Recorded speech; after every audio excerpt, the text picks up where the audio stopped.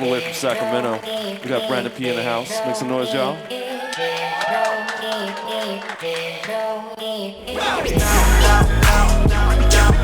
like you know.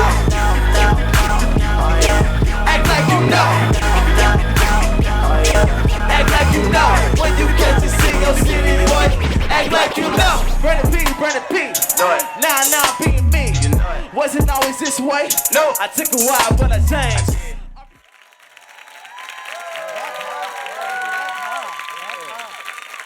Ladies and gentlemen, I'm sitting here with the man, the myth, the legend, Brvndon P. As you guys saw, it is hot. Who is Brvndon P and where is he from? Brvndon P is just a simple kid from Sacramento right now, but I don't really have a place where I'm from. A lot of people be like, yeah, I'm from Texas. Yeah, I'm from all over the place. I lived... Wait, what does that mean, man? You're from all over the place. I lived everywhere, like literally everywhere. Born in Fresno, California, lived in Bakersfield, lived in Oakland, lived in Vallejo, lived in Fairfield, Vacaville, lived in Kentucky, Indiana. Man. It's just all over the place. So you weren't exaggerating when you said everywhere. Yeah, everywhere. So it's weird because it's like a lot of kids, you know, have their childhood best friends that they grew up with and stuff like that. I don't have that.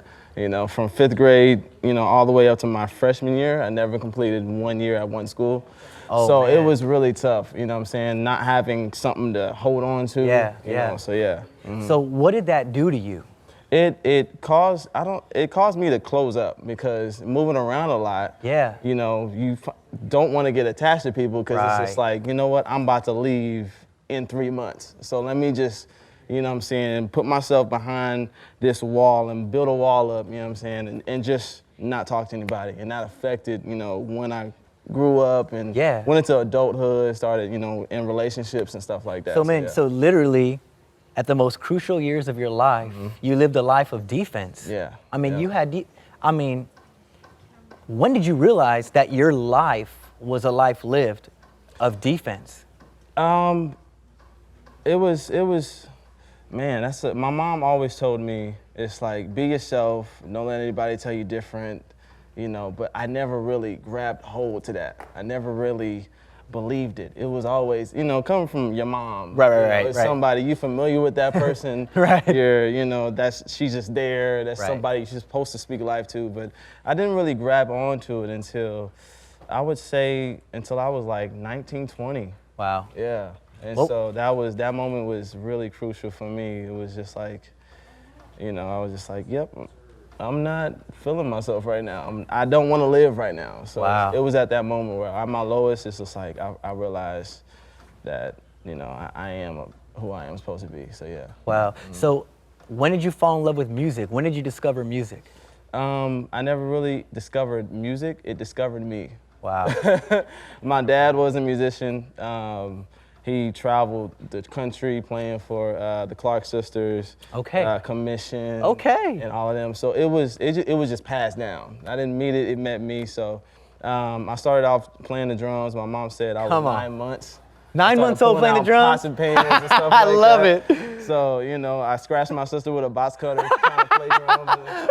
It was wet. It was bad. There's a lot of stories of, you know. No wonder why you lived your life of defense. Mama probably came with a spoon or something, man. Right. Man, I'd have been so I made drum sets out of cardboard boxes and stuff like that, and it's amazing. But so you started as a drummer. Yeah. Mm-hmm. I mean, but now you're like, I mean, dude, last week, the week before, you're literally, you're on the radio, not Christian radio. I mean, you get a call. I mean, talk to me a little bit about that. Yeah, it was amazing. So I did a small performance for a radio station out in Sacramento, Hot 103.5. And it was something small. It was just for high schools. It was like 30 kids there. I was just like, whatever, I'm gonna just do it. Yeah. And so everybody from the radio went back to the radio director and was just like, yo, you should check out this guy, Brvndon P. Man. And the radio director's like, nah, I hear it all the time, but Sacramento doesn't really have good artists that live in Sacramento. Whoa. And so months went by, and this guy was telling him about me. And so finally, a week ago, I get a text from somebody from the radio station who was just like, yo, we want you to come in on this date. I was like, all right, cool. And so sat down with the radio director. He was just like, yo, we love your stuff. Like, everybody was telling me about you, but I wasn't really checking for you because nothing good comes out of Sacramento. Wow. And so, yeah, quotes. So he was just like, yo, you have the sound, you got everything that we're looking for. We want to break you as an artist. And that was basically, we want to get behind you and push you 100%. And so he was just like, yo, you got your music? I was like, yeah. He was like, do you have the clean version? And I was just like, everything I do is clean, you know? So then he was just like, all right, we're playing it right there. We're playing it today. Wow. And I was just like, oh, it's happening. So they got on the phone and, you know, around 5 o'clock, rush hour, that's when they played. That was the best spot to play it, so yeah. Rush hour, I mean, that's your prime time. That's prime time. Yeah, it's when, like, at least down here, it takes 3 hours to go a couple of blocks. Right? I mean, Sacktown, I'm sure it's the same thing, Yeah, it right? took me about 2 hours to get here. I was just like, yeah, I don't like this. I'm not living in LA at all, so yeah. But you used to have a different name as an artist. Talk to me a little bit about the change of your name. Yeah, I used to go by Black Knight, and a lot of people have heard It's the Black Knight before on a lot of different stuff. But Black Knight came literally at first was a joke. Like everybody knows the movie Martin Lawrence, Black Knight, and stuff like that. And so my sister said the joke around my friends, and my friends took it and they just ran with it. And so once I started getting serious in music, it just stuck. And so the transition from Black Knight to Brvndon P, Black Knight was very service level. He was very just fun. Right. Really, you know, didn't really pay attention to the hurt, the pain that was inside of him.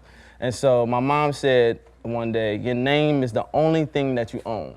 Wow. And that really stuck out to me. And it messed with me, and I was just like, you know what? I cannot be scared of who I am because God made me, and I'm fearfully and wonderfully made. Yes, you are. And so, you know, and that really stuck with me, so yeah. That's cool.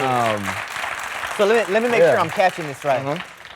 So the Brvndon P that we hear now on the radio, I mean, we get the highs and the lows. We get the jagged edges. We get the bad groups. I mean, we get who you were. Right. So we get the deep. I mean, we get the truth. Yeah. I mean, we don't get the defense. We get the vulnerable and the raw. Yeah. So this is you now. Man, and the people love it. I love it. I'm like, dude. And I was scared about that. I was honestly scared of, like, you know, how would people accept these things that I'm about to put out there in music, and it's incredible the response that I got from it. It was just like, yo, I've experienced this too.